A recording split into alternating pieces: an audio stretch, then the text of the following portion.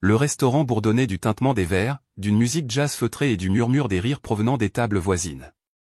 J'étais assise là, dans ma robe émeraude, le cœur battant, tandis que mon mari, Louis Dubois, tendait la main à travers la table, la sienne effleurant la mienne. Son sourire était simple, confiant, le genre de sourire qui mettait le monde sur pause. « Joyeux anniversaire, Chloé », dit-il doucement en levant sa coupe de champagne. Je lui souris en retour, une douce chaleur m'envahissant. Mais avant que je puisse parler, il ajouta quelque chose qui me glaça. « As-tu aimé le bijou que je t'ai envoyé ?» J'eus le souffle coupé. Un instant, je crus avoir mal entendu. Je clignai des yeux, balayant la table du regard comme si le cadeau allait apparaître par magie entre les assiettes et les bougies. « Un bijou ?» Ma voix se brisa légèrement. « Quel bijou ?» Le sourire disparut de son visage, instantanément remplacé par une expression plus froide, plus dure. Louis tourna lentement la tête, son regard se posant sur ma famille à la table voisine, mes parents, ma sœur et son mari suffisant, qui avaient insisté pour nous faire la surprise en s'incrustant à notre dîner d'anniversaire. La fourchette de ma mère tomba bruyamment contre son assiette. Mon père se raidit, ses yeux se détournant. Mais ce fut ma sœur, Sophie, qui se pencha en arrière sur sa chaise avec ce sourire narquois exaspérant qu'elle arborait toujours quand elle pensait m'avoir battu. Le ton de Louis baissa, devenant dangereux et maîtrisé. « Où est-il » Le silence s'enroula autour de la table comme un nœud coulant. J'avalai ma salive avec difficulté, la chaleur me montant aux joues tandis que mon pouls martelait mes tempes. Ma famille savait quelque chose que j'ignorais. C'était évident. Sophie croisa lentement les jambes, faisant tourner la tige de son verre de vin. « Peut-être qu'il s'est perdu par la poste, » dit-elle avec une fausse sympathie, sa voix dégoulinant de sarcasme. « Ça arrive, non ?» Louis ne la regarda même pas, ses yeux étaient toujours fixés sur mes parents. Mon père s'éclaircit la gorge, forçant un rire qui sonna faux. « Louis, mon garçon, tu dois te tromper. Il a sûrement été livré ailleurs. » « Non. » La voix de Louis trancha l'air comme une lame. « Je l'ai fait envoyer directement ici. Un collier de diamants valant plus que la voiture avec laquelle vous êtes venu ce soir. » Il se pencha en avant, la mâchoire serrée, sa main agrippant le bord de la table. « Et je veux savoir pourquoi ma femme est assise ici les mains vides. » J'eus la nausée, l'estomac noué. Ma famille avait déjà fait des choses discutables par le passé, des choix avides et égoïstes qui m'avaient toujours laissé humilié. Mais ceci était différent. Sophie releva le menton. « Peut-être que tu ne devrais pas gaspiller autant d'argent pour quelqu'un qui ne l'apprécie même pas, » elle me lança un regard cruel. Chloé n'a jamais été douée pour prendre soin des belles choses. Ma poitrine se serra. Ce n'était pas juste une pique. C'était un aveu. Elle savait où était le collier. « Sophie, » dis-je, ma voix tremblante mais sèche. « L'as-tu pris ?» Son sourire narquois s'élargit, mais elle ne répondit pas. Au lieu de cela, elle leva son verre comme pour trinquer à sa propre audace. La main de Louis s'abattit sur la table si fort que les verres tremblèrent. Le bruit fit se retourner la moitié du restaurant. Il s'en fichait. Il se pencha plus près, sa voix basse et terriblement calme. « Si vous pensez que vous pouvez me voler, moi et ma femme, vous ne savez pas à qui vous avez affaire. » Pour la première fois, le sourire narquois de Sophie vacilla. Son mari s'agita mal à l'aise sur sa chaise, sa main effleurant son bras dans une supplique silencieuse pour qu'elle recule. Mais mes parents restèrent silencieux. Pas un mot de défense, pas un murmure de honte, juste le silence. Et ce silence brisa quelque chose en moi. Je réalisai à cet instant que je n'étais pas seulement une fille ou une sœur. Ils m'avaient toujours vu comme leur bouc émissaire, celle qu'ils pouvaient utiliser, rabaisser ou trahir sans conséquence. Mais ce soir, c'était différent. Louis n'allait pas laisser passer ça, et pour une fois, je ne voulais pas non plus rester silencieuse. Je me redressai, ma voix tranchant à travers la tension. « Tu ne l'as pas seulement volé lui, Sophie. Tu m'as volé, le jour de mon anniversaire. Tu as essayé de m'humilier devant mon mari comme tu le fais toujours. Mais ce soir, tu es allé trop loin. » Le visage de Sophie devint rouge, mais elle força tout de même un rire. « Tu exagères. Il fait du cinéma. Ce n'est qu'un bijou. » Les yeux de Louis brillèrent de fureur. « Il ne s'agit pas du bijou. Il s'agit de respect, et tu n'en as clairement aucun. » La table était maintenant en feu, les regards croisés, les respirations courtes, les cœurs battant la chamade. Ma mère parla enfin, sa voix tremblante. Louis, s'il te plaît, ne faisons pas de scène. Mais Louis la coupa. La scène est déjà là, et je vous promets qu'elle ne se terminera pas ce soir. J'étais assise là, le cœur battant à tout rompre, déchiré entre la peur et le soulagement, la peur de ce que cette confrontation allait déchaîner et le soulagement que, pour la première fois de ma vie, je n'affrontais pas seul la cruauté de ma famille. Cela n'allait pas se terminer par des excuses maladroites ou des prétextes murmurés. Pas cette fois. Et au fond de moi, une partie de moi s'en réjouissait. L'air du restaurant semblait plus lourd, tous les yeux rivés sur nous, comme si toute la salle retenait son souffle. Le sourire narquois de Sophie s'était estompé, mais sa fierté était trop têtue pour reculer. Elle se pencha en avant, sa voix dégoulinant de venin. « Oh, allons, Chloé. Ne fais pas comme si tu n'avais jamais profité de l'argent de Louis. Peut-être que je ne faisais que rétablir l'équilibre. » Ces mots me transpercèrent, et la pièce vacilla. Mon pouls s'emballa dans mes oreilles. Pendant des années, elle avait volé des moments, de l'attention, même de l'affection. Mais ceci était une attaque directe contre mon mariage, ma dignité, mon avenir. La chaise de Louis grinça contre le sol alors qu'il se levait. Le mouvement soudain secoua la table, faisant s'entrechoquer les couverts. Sa silhouette imposante dominait Sophie et son mari.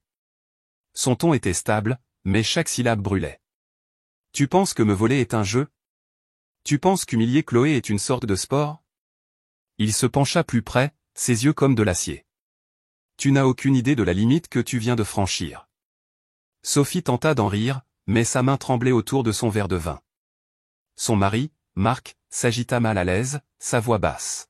« Sophie, peut-être qu'on devrait simplement le rendre. » Sa tête se tourna brusquement vers lui. « Rendre quoi ?» siffla-t-elle, ses yeux lançant des éclairs. « N'ose pas me faire passer pour la coupable. »« Parce que tu es coupable, » répliquai-je, ma voix plus forte que je ne l'avais prévu. Les gens nous regardaient, chuchotaient, mais je m'en fichais. Mon corps tremblait de colère, mais je refusais de me dérober cette fois. « Admets-le, Sophie. Tu as pris le collier. Tu voulais gâcher ma soirée, et tu pensais que personne ne te le reprocherait. Eh bien, je te le reproche. » Le visage de Sophie vira au cramoisi, sa façade se fissurant. Pour une fois, elle n'eut pas de réplique rapide et cruelle. La voix de ma mère trembla alors qu'elle murmurait, « Chloé, baisse la voix. Ce n'est pas l'endroit. » Je me tournai vers elle, des années de ressentiment enfouis jaillissant. « Pas l'endroit ? Y a-t-il jamais eu un endroit ? Chaque fois qu'elle m'a saboté, tu n'as rien dit. Chaque fois qu'elle m'a humilié, tu es restée silencieuse. Ce soir, elle a volé mon mari. Et tu la défends encore avec ton silence. » Ma voix se brisa, ma gorge à vif de fureur. « Alors dis-moi, maman, quand est-ce que j'aurai de l'importance ?» Son visage pâlit, ses lèvres serrées, mais elle ne répondit pas. La main de Louis effleura doucement mon épaule, me stabilisant. Sa voix était calme, mais chaque mot portait une précision mortelle. « Chloé, tu comptes plus que tout pour moi. » Il se tourna de nouveau vers Sophie, son expression se durcissant. « Et quiconque essaie de te faire du mal me fait du mal. » Ce collier n'était pas juste un bijou. C'était une promesse, et tu as essayé de la lui voler. Les yeux de Sophie balayèrent la table, réalisant soudain qu'elle était acculée. Les murmures des tables environnantes s'intensifièrent. Elle détestait être exposée plus que tout, et Louis était en train de dévoiler chaque couche de son arrogance devant un public. Finalement, sa voix se brisa. « D'accord, peut-être que j'ai vu la boîte. Peut-être que je pensais que vous ne le remarqueriez pas, si tu as pensé, tu as eu tort, » lança Louis, sa voix assez tranchante pour faire taire tout le restaurant. Marc plongea la main dans sa veste, le visage exsangue, et en sortit un écrin de velours. Il le posa sur la table comme s'il lui brûlait la main. « Voilà, prends-le. Nous ne voulons pas de problème. » Mon estomac se serra. Il était là, le collier de diamants que Louis avait choisi pour moi. Mes doigts planèrent au-dessus de la boîte, tremblants, mais je ne l'ouvris pas. Pas encore, parce qu'il ne s'agissait plus du collier. Il s'agissait des années passées à être rabaissées, ignorées, effacées. Il s'agissait de ma famille choisissant toujours la fierté de Sophie au détriment de ma dignité. Je regardais Sophie, son visage pâle et tordu de rage. Pour une fois, ce n'était pas elle qui contrôlait la situation. Tu as essayé de me prendre ça, dis-je doucement, ma main posée sur la boîte. Mais tu ne peux pas prendre ce qui compte vraiment. Tu ne peux pas prendre mon mariage. Tu ne peux pas prendre le respect que j'ai gagné, et après ce soir, tu ne prendras plus une once de mon silence. Sophie ouvrit la bouche, mais Louis intervint, ses mots finaux et inflexibles. Si jamais tu essaies encore quelque chose comme ça, je ne me contenterai pas de reprendre le collier. Je prendrai tout ce que tu penses avoir, parce que c'est construit sur des mensonges, de la manipulation et du vol. Et je te promets que le monde entier le saura. Le poids de sa voix était indéniable.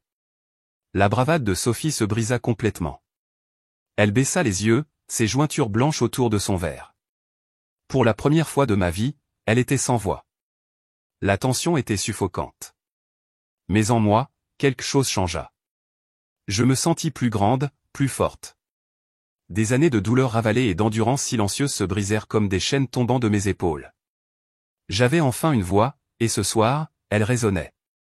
Le serveur, ne sachant que faire, s'approcha avec hésitation, tendant les cartes des desserts comme une bouée de sauvetage. L'absurdité de la situation me fit rire, un rire sec et amer qui me surprit même moi-même. Louis me serra contre lui, sa voix basse mais ferme. Nous partons. J'acquiesçai, me levant, mes jambes stables malgré la tempête en moi. En passant devant ma famille, je sentis leurs yeux sur moi lourds de culpabilité, de honte et de ressentiment. Mais je ne me recroquevillai pas cette fois. Je ne baissai pas la tête. Je sortis avec la main de mon mari dans la mienne et ma dignité intacte. Mais alors que les portes du restaurant se refermaient derrière nous, une vérité s'installa dans ma poitrine comme un feu. Ce n'était pas fini. Loin de là. L'air frais de la nuit me frappa le visage en sortant du restaurant, mais il ne calma pas la tempête en moi. La prise de Louis sur ma main était ferme, me ramenant à la réalité. Mais mes pensées tourbillonnaient comme un ouragan. La trahison de ma famille ne concernait pas seulement un collier. C'étaient des années de schémas qui explosaient en même temps, et maintenant les fissures ne pouvaient plus être ignorées. Chloé, dit doucement Louis, me serrant contre lui sur le trottoir. Ses yeux sondèrent les miens. Tu sais que ce n'est pas la fin, n'est-ce pas? J'avalai ma salive, la gorge serrée. Je sais. Ils n'arrêteront pas. Sophie n'arrête jamais. Et mes parents, ils la défendront jusqu'à leur dernier souffle. Sa mâchoire se contracta. Plus maintenant. Pas après ce soir.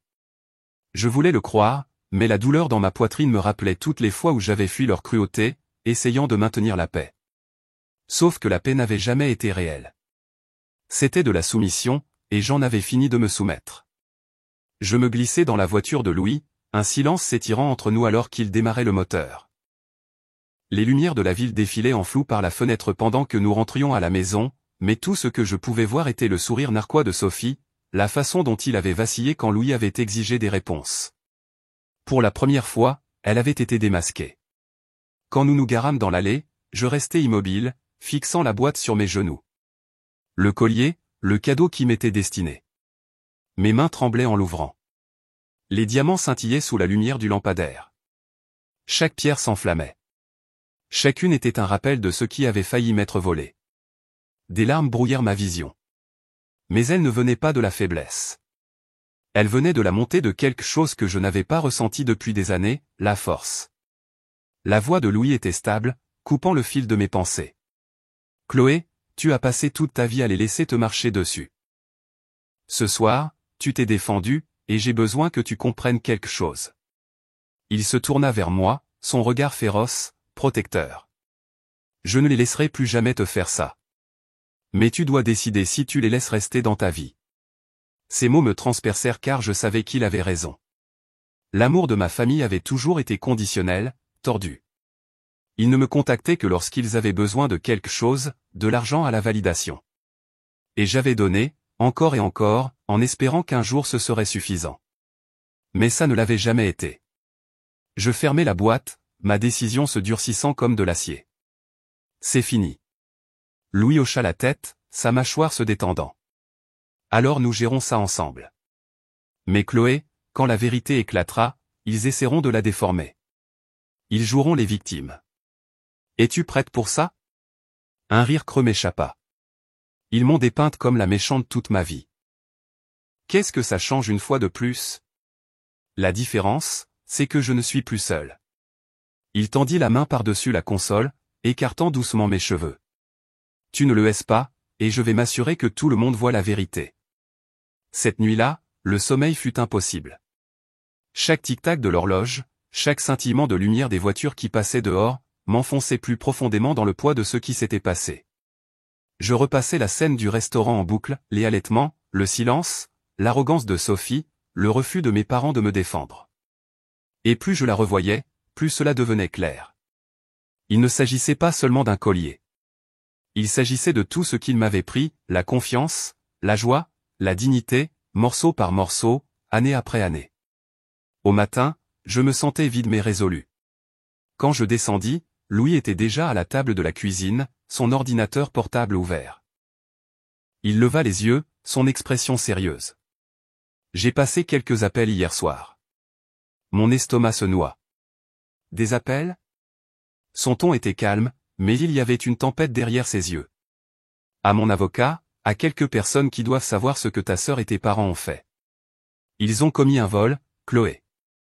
Ce n'est pas une querelle de famille. C'est un crime. Mon souffle se coupa. J'avais voulu la justice, mais le mot « crime » me frappa comme un marteau. Louis, si tu vas aussi loin, ils me détesteront pour toujours. Ils te détestent déjà, dit-il sans détour. Puis sa voix s'adoucit. Mais je me fiche de leurs sentiments. Je me soucie de toi, et tu mérites mieux que leurs mensonges. Je m'enfonçai dans la chaise en face de lui, mon esprit tourbillonnant. La peur me tiraillait, mais en dessous, autre chose pulsait, la liberté. Pour une fois, le choix n'était pas de les rendre heureux. Il s'agissait de me protéger. Je regardais Louis, ma voix stable. Fais-le. Ses yeux s'adoucirent alors qu'il tendait la main à travers la table, serrant la mienne. Alors c'est réglé. Nous n'allons pas seulement les empêcher de te faire du mal à nouveau.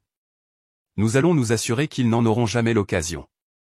J'expirai en tremblant, le poids des années se levant de ma poitrine. Pour la première fois, je n'étais pas la silencieuse à table. Pour la première fois, j'avais tracé une ligne. Mais je savais aussi que ce n'était que le début. Parce que quand on démasque des menteurs, ils ne s'enfuient pas tranquillement. Ils se battent. Et ma famille, ils n'allaient pas laisser tomber leur masque sans une guerre.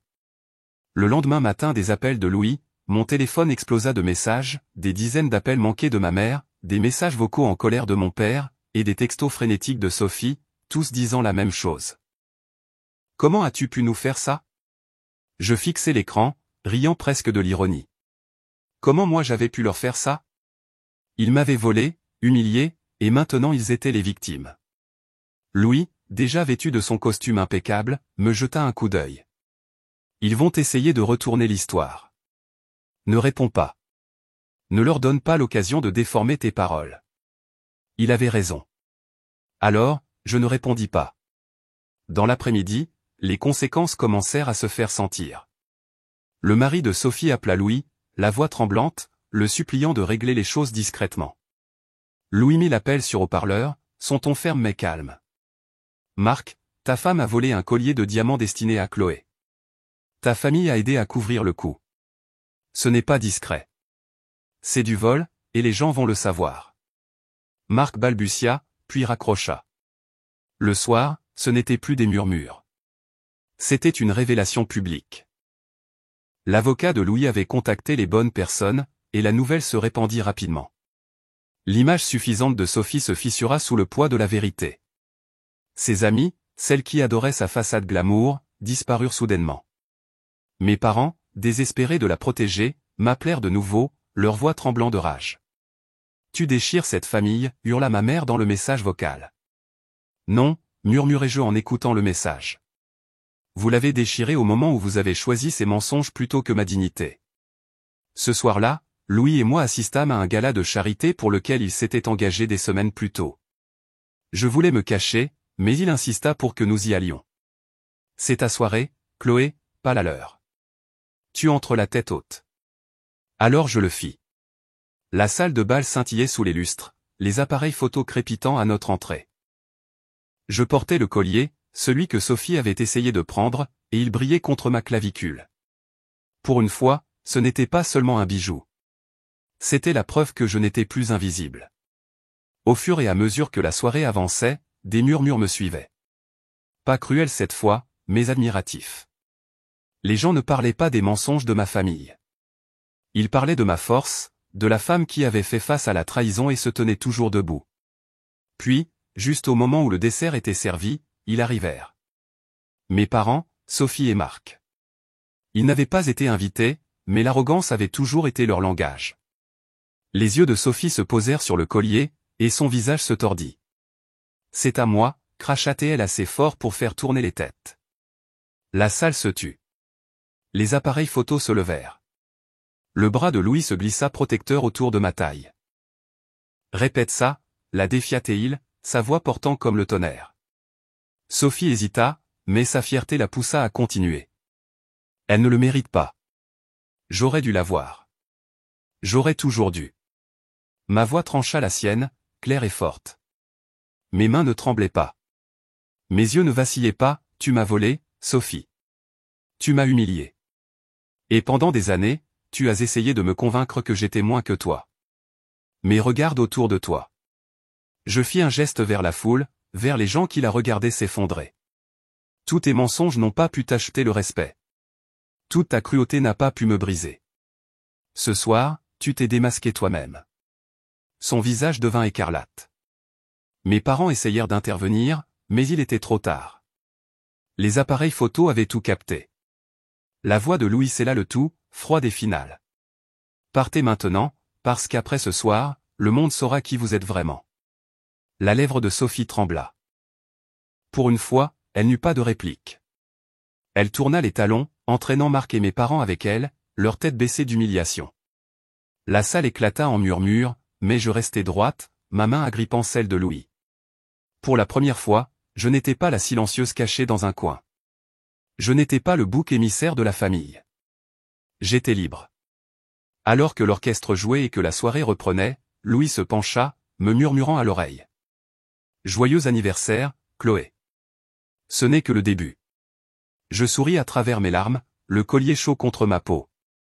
Ma famille avait essayé de tout me prendre, mais au lieu de cela, il m'avait donné quelque chose de plus grand, ma voix, ma dignité, et la force de ne plus jamais plier. Et cette fois, je ne la laisserai jamais partir.